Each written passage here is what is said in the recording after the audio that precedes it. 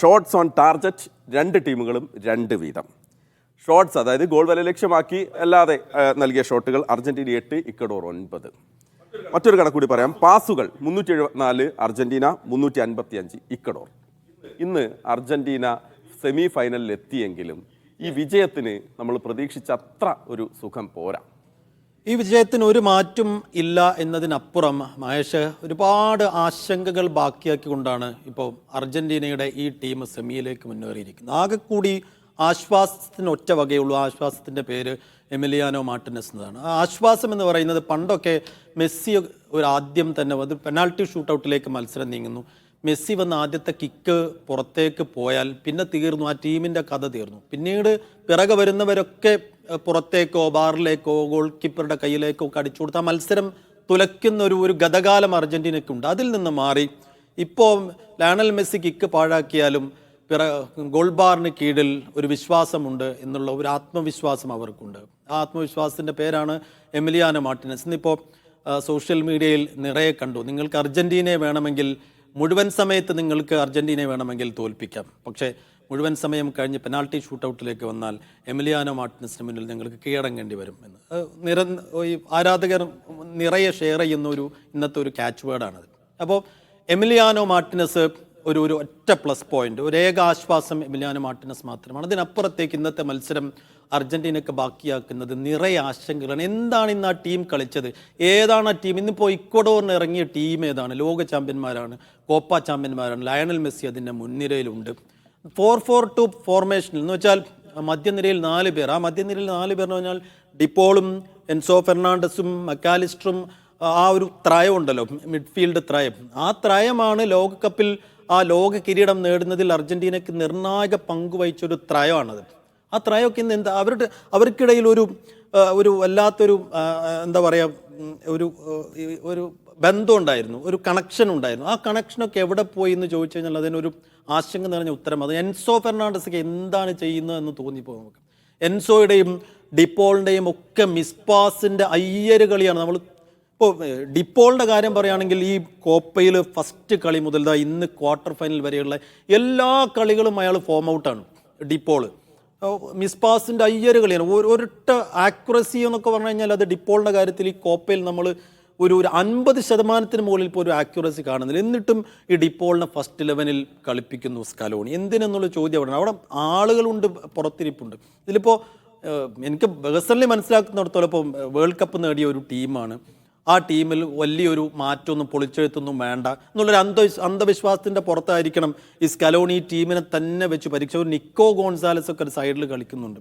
എന്താണ് ഈ കോപ്പയിലെ മുഴുവൻ കളിയിലും ഫുൾ 11-ൽ ഫസ്റ്റ് 11-ൽ ഈ നിക്കോ ഗോൺസാലസിനെ എന്തിന് കളിപ്പിക്കുന്നു? ബോക്സ് ടു ബോക്സ് പ്ലെയറാണ് അദ്ദേഹം. അറ്റാക്കിങ്ങിനും അതേസമയം ഇറങ്ങി എന്താ പറയുക ഒരേ സമയം ഡിഫൻസിലേക്ക് വന്ന് പന്ത് ക്ലിയർ ചെയ്യുമെന്നൊക്കെയാണ് പറയുന്നത്. അങ്ങനെ ഒരാൾ ഈ ബോക്സ് ടു ബോക്സ് ഇങ്ങനെ ഓടിക്കളിക്കാൻ വേണ്ടി മാത്രം ഒരു പ്ലെയർ എന്തിനാണെന്ന് ഏതായാലും ഒരു റിസൾട്ട് വേണ്ടേ? അയാൾക്ക് പൊസിഷനില്ല, അയാൾക്ക് ടാർഗറ്റ് ഇല്ല, ഒരു തരത്തിലും റിസൾട്ട് ഇല്ലാത്ത ഒരാളെ വീണ്ടും വീണ്ടും സ്കലോണി ഇങ്ങനെ ഇറക്കിക്കൊണ്ടിരിക്കുന്നത് നമുക്ക് നിരാശ.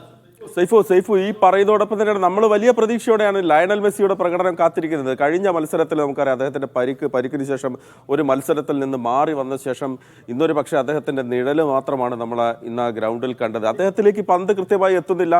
പന്തുമായി മുന്നോട്ട് ചെല്ലുന്ന സമയത്ത് ഇക്വഡോറിൻ്റെ പ്രതിരോധം മുറിച്ചു കടക്കാൻ അദ്ദേഹത്തിന് കഴിയുന്നില്ല. അദ്ദേഹം എന്നല്ല, അർജന്റീനയുടെ മുൻനിര താരങ്ങൾക്കൊന്നും സാധിച്ചില്ല. അപ്പം സെമിയിലെത്തിയെങ്കിൽ പോലും മാറ്റു കുറഞ്ഞു. മെസ്സിയുടെ പ്രകടനത്തെ നമ്മൾ ഇന്ന് എങ്ങനെ വിലയിരുത്തേണ്ടി വരും? നോക്കൂ മഹേഷ്, ലയണൽ മെസ്സിയുടെ കാര്യത്തിൽ നമ്മൾ കാണുന്നതല്ലേ, ലയണൽ മെസ്സിക്ക് പന്ത് എത്തുന്നില്ലെങ്കിൽ ലയണൽ മെസ്സി ഡീപ്പിലേക്ക് ഇറങ്ങി പന്ത് മേടിച്ചു കൊണ്ടുപോകുന്ന ഒരാളാണ്.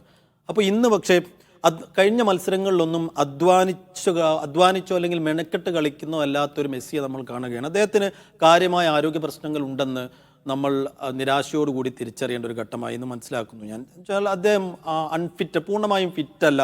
അദ്ദേഹത്തെ ഏതൊക്കെയോ തരത്തിലുള്ള പരിക്കലട്ടുന്നുണ്ട് എന്നിങ്ങനെ തോന്നുന്നതാണ് നമുക്ക് ആരാധകരെ സംബന്ധിച്ചിടത്തോളം. അങ്ങനെ മെനക്കെട്ട് കളിക്കാൻ മെസ്സി മുതിരുന്നില്ല. അല്ലെങ്കിൽ പിന്നെ ഈ പറഞ്ഞതുപോലെ മിഡ്ഫീൽഡിൽ നിന്ന് കൃത്യമായ അസിസ്റ്റുകളും പാസുകളും പിന്തുണയും അദ്ദേഹത്തിന് കിട്ടണം. അല്ലെങ്കിൽ ഡീപ്പിലേക്ക് ഇറങ്ങി കളിക്കുന്ന ഒരു മെസ്സിയാണ് നമ്മൾ എല്ലാ കുറിയും കാണാറ്. ഇപ്പോൾ കഴിഞ്ഞ കോപ്പകളിലായാലും ഈ ലോകകപ്പിൻ്റെ ക്വാളിഫിക്കേഷൻ റൗണ്ട്, 2018 ക്വാളിഫിക്കേഷൻ റൗണ്ടിലൊക്കെ മധ്യനിര പാടെ തകർന്നപ്പോഴും മെസ്സി ഡീപ്പിലേക്ക് ഇറങ്ങി പന്തുമായി മുന്നേറി ടീമിനെ രക്ഷിക്കുന്ന കാഴ്ച എത്രയോ നമ്മൾ കണ്ടിട്ടുണ്ട്. അപ്പോൾ മെസ്സിക്ക് കാര്യമായ ആരോഗ്യ പ്രശ്നങ്ങളുണ്ടോ എന്ന് നമ്മൾ ആശങ്കിക്കുന്നുണ്ട്. അവിടെയും ഇപ്പോഴും മെസ്സിയിൽ മാത്രം ഡിപ്പെൻഡഡ് ആവേണ്ട ഒരു ടീമല്ലല്ലോ അത്. നമുക്കൊരു വേൾഡ് കപ്പ് ചാമ്പ്യന്മാരാണ്. നമുക്ക് മെസ്സിയിൽ ഒട്ടും ഡിപ്പെൻഡഡ് ആവാത്ത രീതിയിൽ കളി മെനയാൻ കെൽപ്പുള്ള ഒരു മിഡ്ഫീൽഡ് ഉണ്ടായിരുന്നു. നമുക്കൊരു മിഡ്ഫീൽഡ് ത്രയം ഉണ്ടായിരുന്നു. ആ ത്രയമൊക്കെ പാളിപ്പോകുന്ന നിരാശാജനകമായ കാഴ്ച. ഈ ടീമിൽ കാര്യമായ പൊളിച്ചെഴുത്ത് വേണം. ഒരു തരം ആലസ്യം ഈ ടീമിനെ പിടികൂടിയിട്ടുണ്ടോ എന്ന് എനിക്ക് വ്യക്തിപരമായ സംശയമുണ്ട്. എന്ന് വെച്ചാൽ ലോക ചാമ്പ്യന്മാരാണ്, കോപ്പ ചാമ്പ്യന്മാരാണ്. അപ്പോൾ ഒരു മെസ്സിക്ക് വേണ്ടി മരിക്കാനിറങ്ങിയ ഒരു 10 പേരെയായിരുന്നു നമ്മൾ കണ്ടിരുന്നത് ലോകകപ്പിൽ. ഒരുപക്ഷെ അവർ അധ്വാനിച്ച് കളിക്കുന്നുണ്ട്, പക്ഷേ ആ ടീമിൻ്റെ ഒരു ആക്യുറസിയും താളവും ഒക്കെ എവിടെയോ പോയിരിക്കുന്നു. സീരിയസ് ആയ ഡിസ്കഷൻ ഈ ടീമിൻ്റെ കാര്യത്തിൽ സ്കലോണിയും അർജന്റീന ഫുട്ബോൾ ഫെഡറേഷനും ഒക്കെ നടത്തി. ഇപ്പോൾ ഡിമാരിയ കഴിഞ്ഞാൽ അയാൾക്ക് പ്രായമേറിയതിൻ്റെ പ്രശ്നമൊക്കെയാണ്, പക്ഷേ അയാൾ കളിച്ച ഓരോ കളിയിലും അയാൾ റിസൾട്ട് ഉണ്ടാക്കുന്നുണ്ട്. അയാൾ ഒരു 10 മിനിറ്റാണ് കളിച്ചതെങ്കിൽ കൂടിയും അത് ആ കളത്തിൽ കാണാനുണ്ട്. അപ്പോൾ ഡിമാരിയ ഫസ്റ്റ് 11-ൽ കളിപ്പിക്കൽ നിർബന്ധമാണെന്നുള്ളതാണ് എൻ്റെ ഒരു പേഴ്സണൽ ആയിട്ടുള്ള ഒരു ഒപ്പീനിയൻ. ഇപ്പോൾ ഇനി 2 പ്രധാനപ്പെട്ട മത്സരങ്ങൾ ബാക്കിയുണ്ട്. ഡിമാരിയ ഫസ്റ്റ് 11-ൽ തുടങ്ങിയിട്ട് അദ്ദേഹത്തെ 60 മിനിറ്റിൽ വലിച്ചാലും ഗർണാച്ചോയെ പോലുള്ള കാർബോണിയെ പോലെയുള്ള നല്ല യങ് പ്ലെയേഴ്സ് അവിടെ ബെഞ്ചിൽ ഇരിക്കുന്നുണ്ട്. അവർക്കൊക്കെ അവസരം നൽകേണ്ട സമയം സ്കലോണി ആയിട്ടുണ്ടെന്നാണ് ഞാൻ. അതാണ് സൈഫുദ്ദീൻ, അതാണ് അത്രയും വലിയ താരങ്ങൾ അല്ലെങ്കിൽ യുവ താരങ്ങളൊക്കെ ബെഞ്ചിൽ ഇരിക്കുന്ന സമയത്താണ് ഫോം ഔട്ടായ താരങ്ങളുള്ളത്. ഓക്കെ, സൈഫുദ്ദീൻ PC-യുടെ നിരാശ സ്വാഭാവികമായും അദ്ദേഹത്തിന്റെ വാക്കുകളിൽ നിന്ന് കാണാം. കാരണം അർജന്റീനിയൻ ഫുട്ബോളിന്റെ മെസ്സിയുടെ നീക്കങ്ങളൊക്കെ ഇത്ര കണ്ട് നിരീക്ഷിക്കുന്ന മാധ്യമപ്രവർത്തകൻ എന്നുള്ള രീതിയിൽ. Okay, thank you Saifuddin.